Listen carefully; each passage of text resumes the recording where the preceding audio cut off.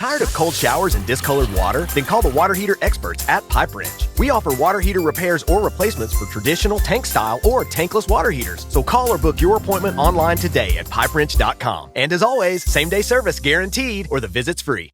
Well, it turned out to be another hot day around East Tennessee. We saw a few showers, a few thunderstorms, still hanging on to a few showers and thunderstorms here for the evening rush hour, and those should come to an end. Really not a whole lot of activity. So it turned out to be less coverage of rainfall, which we talked about earlier this morning. And I think that's really going to be the general rule of thumb as we head into the upcoming weekend. We really don't have any major disturbances to kick off more widespread showers and storms. So unfortunately, hopefully you got a little bit of rain here over this past week.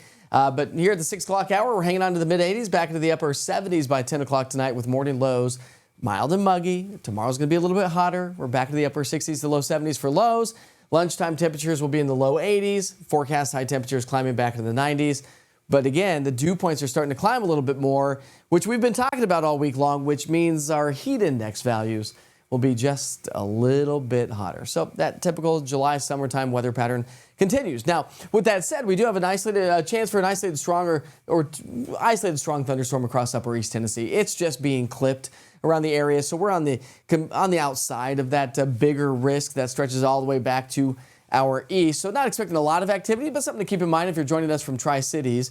The motion of the atmosphere is going to be a little bit different than what we've had today. We've got a ridge of high pressure that's going to start to build its way on in. So we're not going to get that southwest to northeasterly flow for the most part. I mean, general idea, yes, but I think some of those storms are going to be more of an easterly movement versus a northeasterly. We are going to see some spotty showers and storms. Again, if you haven't had a whole lot, hopefully you get a little bit as we wrap up the week. As we get into the weekend, really not much of a change. When you look at your rain chances, about a 40%. At this stage of the game, I think Monday probably brings us our best chance, best coverage, more widespread showers and thunderstorms. But when you look at your 7-day rainfall outlook by the Weather Prediction Center, it's not painting a pretty picture. It was painting a much heftier picture earlier this week. Looks like it's kind of trending on the drier side, really, to be honest with you. So not a ton of rain, but if you are going to be up in the national park, something to keep in mind, we will see afternoon showers and thunderstorms firing on up.